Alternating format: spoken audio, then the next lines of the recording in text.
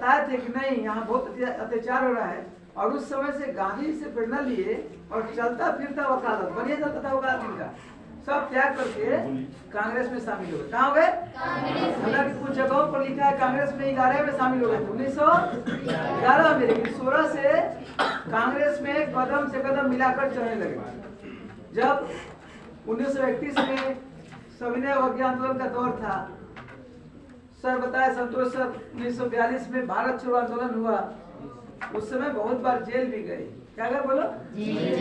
उसके बाद जब समय आया, शांत रहो, माउंटबेटन योजना के अनुसार, उसको हम बोलते हैं 3 जून की योजना, देश का विभाजन वाला बात आने लगा, तब संविधान बनाने का अंग्रेज एक फुगा फेंका कि संविधान बना सकते हो, पहले देश मांगते हो चलाने के लिए बना सकते हो संविधान, बोलो संविधान बना के दिखाओ तब देश चलाओगे। तब ऐसे महापुरुषों का आवश्यकता पड़ा, संविधान सभा का गठन हुआ, अस्थायी रूप से हुआ, और संविधान बनकर 2 वर्ष 11 महीना 18 बनकर तैयार हुआ, और 26 नवंबर 1949 को संविधान बनके तैयार हो गया। ठीक है, आजाद तो कब हुआ देश? 47 में। तो उस समय से एक क्वेश्चन आपके मन में होगा कि 47 से लेके 50 तक राष्ट्रपति कौन था भारत में? आपके मन में आ रहा है बात? यहाँ तो हम बोलेंगे, सब लोग बताएं कि 26 जनवरी 1950 को भारत के या भारतीय गणतंत्र के राष्ट्रपति निर्वाचित हुए। तो उसके पहले कौन थे जानते हो आप लोग? उसके पहले भारत में राष्ट्रपति का पोस्ट नहीं था, उसके पहले गवर्नर जनरल होते थे। क्या होते थे? उसका नाम था उस आदमी का लॉर्ड माउंटबेटन। क्या नाम था? Lord Mountbatten.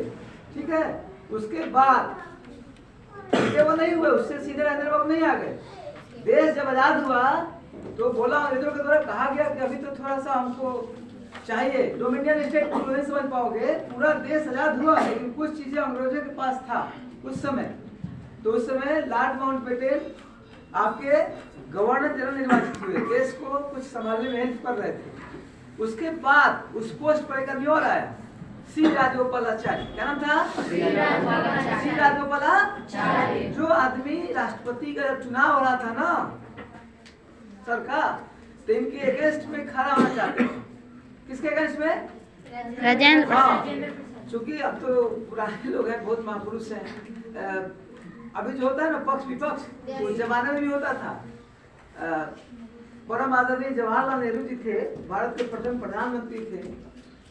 चुनाव में वो इनके पक्ष में नहीं थे, चुनाव में उनका मानना था कि राजगोपालाचारी सर को लाया जाए, और वल्लभ भाई पटेल और राजेंद्र प्रसाद का अलग टीम था।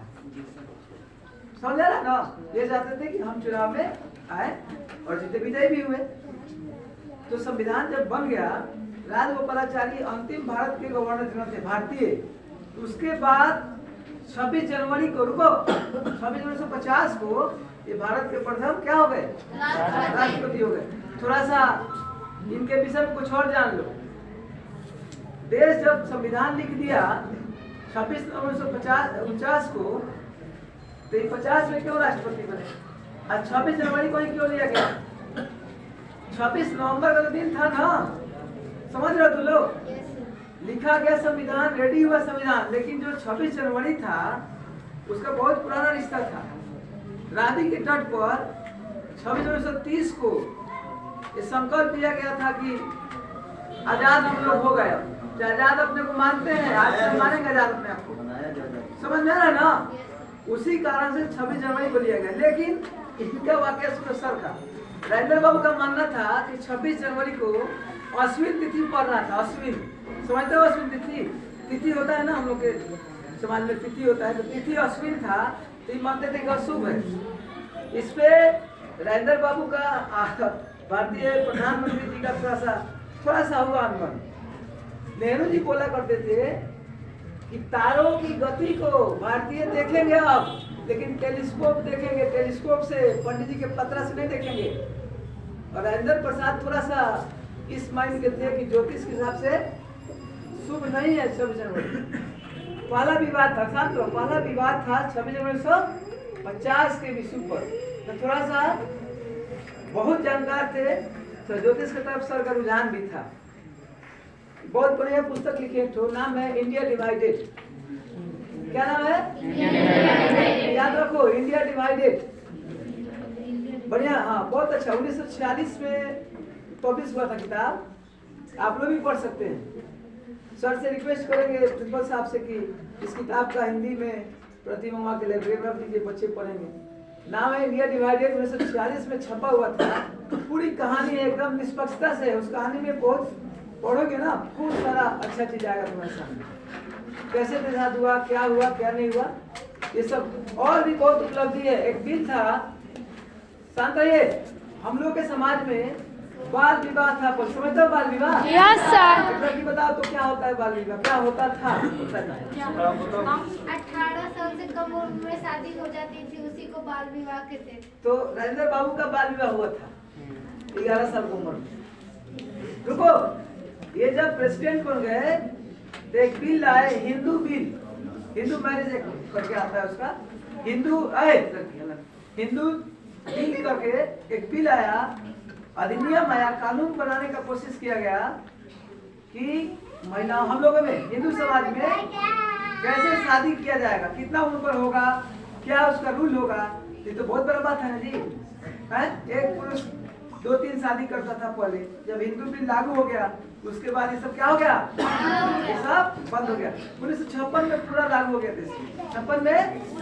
हाँ, तो और पीछे बात मत करो, और इनका जीवन देखना है तो सदाकत आश्रम में आपको टाइम निकाल के जाना चाहिए। चिड़ियाघर देखते हो ना, उसका टाइम बचा के थोड़ा वहां भी जाओ, वहां देखोगे सर का सब बहुत सारा चीज रखा हुआ है, सब चीज दान करके। 1962 में ये राष्ट्रपति थे, तभी त्याग पत्र दे दी, सब बताए थे ना।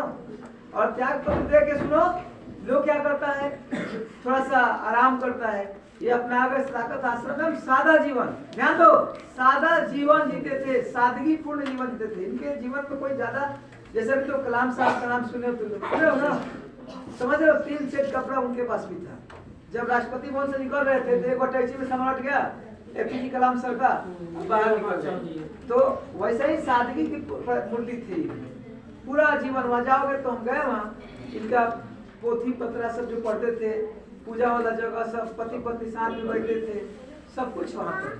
कोशिश कीजिए, आप कभी जाइए वहाँ, देखिए स्कूल भी चलता है। बच्चियां बोल रही हैं लेके चलिए, तो वो तो सर के पास फंड आएगा, चलेंगे भविष्य की योजना में रहेगा। ये तो उसके लिए आता ही है। भ्रमण योजना का है, हाँ। राशि तो राजगीर भी हम लोग गए थे, बहुत जगह हर गए। जब तक कोरोना काल में थोड़ा डैमेज हुआ प्रोग्राम नहीं, फिर आएगा पैसा, चला जाएगा। पहुंचा नहीं रहा।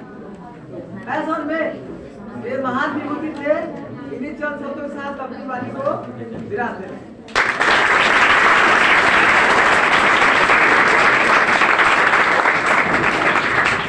सभा के अंतिम वक्ता होंगे मुजफ्फर सर, चंद शब्दों में कुछ बात शेयर करेंगे और इसी के साथ सभा की समाप्ति की जाएगी।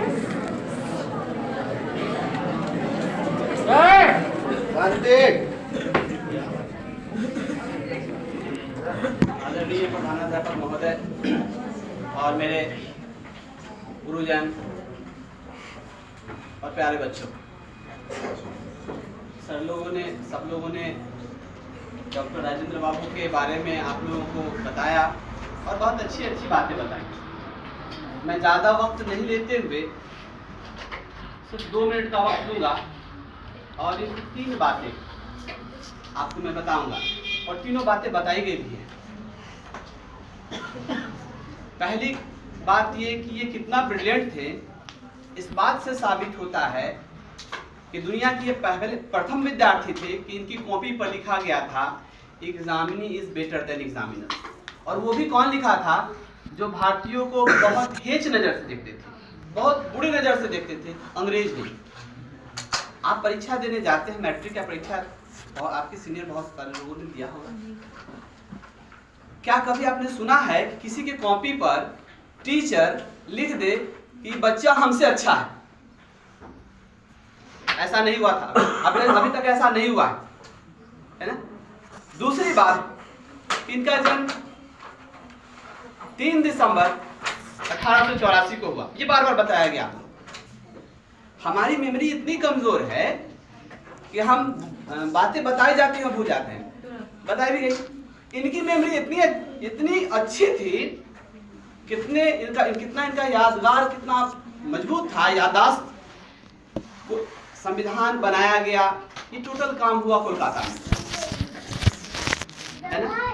कोलकाता से संविधान को लाकर के दिल्ली में पेश करना था। आपको मालूम, वहां कोलकाता में पढ़ करके, चूंकि संविधान सभा के अध्यक्ष भी थे, पढ़ा दिया गया और इनके पूरे दिमाग में, मेमोरी में वो सेट हो गया रिकॉर्ड। जब वो फिर ला करके दिल्ली में पढ़ा जा रहा था, पेश हो रहा था, तो एक पेज मिस्टेक से कोलकाता में छूट गया था। एक पेज मिस्टेक से कोलकाता में छूट गया था और जब पढ़ा गया तो राजेंद्र बाबू ने वहां रोक दिया कि नहीं, एक पेज मिसिंग है इसमें। आप अंदाजा लगा सकते थे कि वो कितनी महान हस्ती थे कि उनको पूरा संविधान याद हो गया था। फिर वो उस पेज को खोजा गया तो पता चला कि कोलकाता में छूट गया है और उसको ऐड।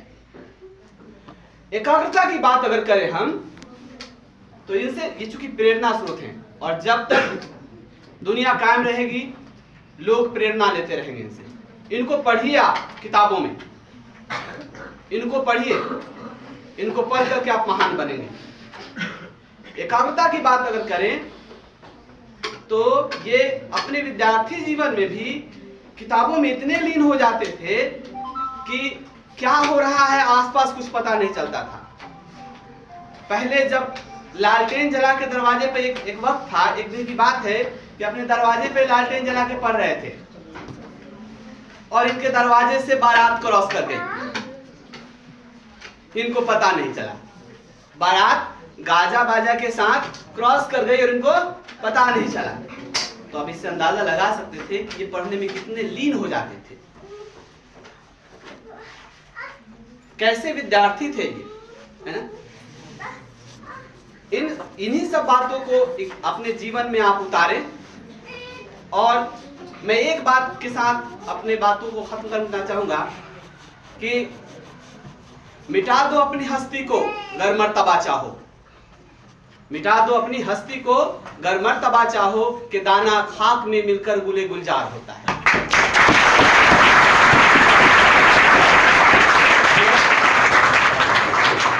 आप लोगों का आपने बड़े आराम से सुना। मैं इस शेर को थोड़ा सा आपको बता देना चाहता हूँ शेर के बारे में।